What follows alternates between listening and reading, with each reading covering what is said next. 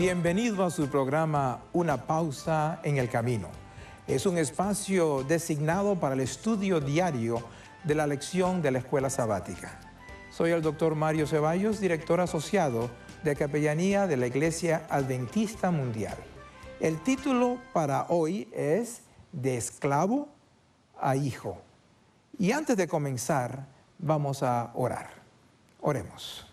Amante Padre Celestial, te agradecemos, oh Dios, por la invitación que nos das a estudiar una parte importante de cómo sanar las relaciones.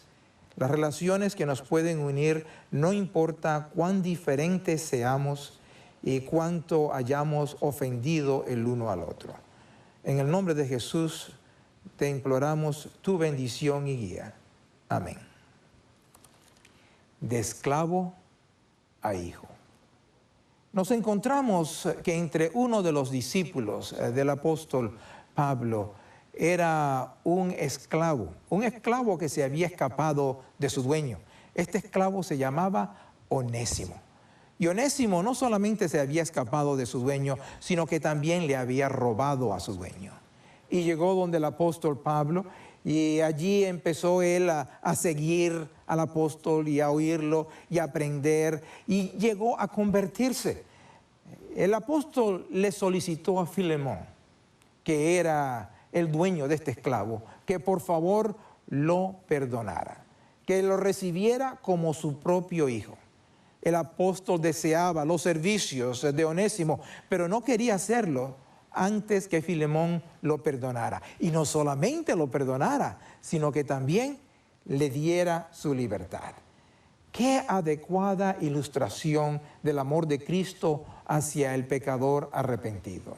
Así como el siervo había defraudado a su amo y había roto esa relación que existía allí y que debía hacer una restitución, así los pecadores han robado a Dios por los años de servicio. Pero el Señor Jesús ha venido a vivir con nosotros y ha dicho: yo pagaré la deuda. Él perdona el castigo y la culpa. Yo sufriré la culpa del pecado que se ha hecho.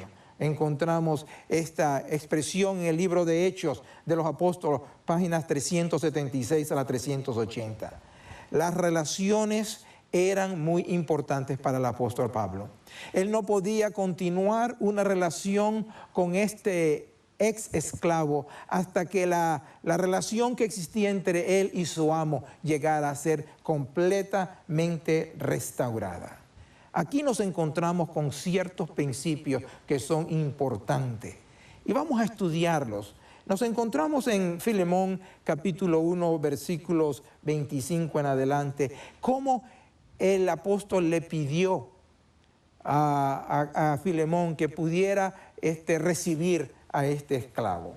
Y nos encontramos un pasaje muy importante. En el versículo 9 dice, hablándole el apóstol a Filemón: ruego que por el amor que tú tienes, siendo tal cual soy, Pablo, viejo, y aún ahora prisionero de Jesucristo, ruégote por mi hijo Onésimo, que he engendrado en la prisión, el cual te vuelvo a enviar. Tú pues recíbelo como mis entrañas. Qué ilustración tan hermosa. Este esclavo llegó a ser parte del apóstol y sigue diciendo, versículo 13, yo quisiera detenerle conmigo para que en lugar de ti me sirviese en las prisiones del evangelio. El apóstol sabía muy bien de que no había nada para un esclavo que había huido. No había ningún futuro. Él sabía de que no había ninguna posibilidad para ese esclavo. Pero si el amo lo perdonaba y le dejaba en libertad, entonces había un gran futuro para Onésimo. ¿Ven cómo el apóstol trabajó con la relación que había rota de Onésimo y Filemón? Que es una relación que en ese tiempo era muy importante. Muchos critican al apóstol porque no habló más en contra de la esclavitud, pero él usó ese ejemplo para demostrar qué se debía hacer con los esclavos, cómo perdonarlos, cómo ponerlos en libertad. Aquí nos encontramos nosotros con principios esenciales para poder restaurar esas relaciones. Uno de esos principios es que la persona, no importa de la clase que sea, en nuestro tiempo es difícil nosotros imaginarnos una relación entre un esclavo y un amo. Es difícil, pero tratemos de ponernos en los pies de los discípulos y de aquella época. Este esclavo llegó a ser hijo y como si él mismo lo hubiera engendrado del apóstol. ¿Qué les parece? Qué ilustración tan hermosa y preciosa del apóstol. Recíbelo porque es como si yo lo hubiese engendrado. Viene de mis entrañas. El apóstol le pide a Filemón que lo perdone. Y otra cosa importante, no importa quién sea la persona, esclavo o libre, tiene algo muy poderoso y fuerte que dar. La restauración de una relación quebrantada podía marcar una diferencia dramática en su vida. Llegó a ser un amado y fiel hermano y colaborador del Evangelio. Podría yo decir, este esclavo llegó a ser un líder de la iglesia adventista. ¿Y por qué llegó a ser líder?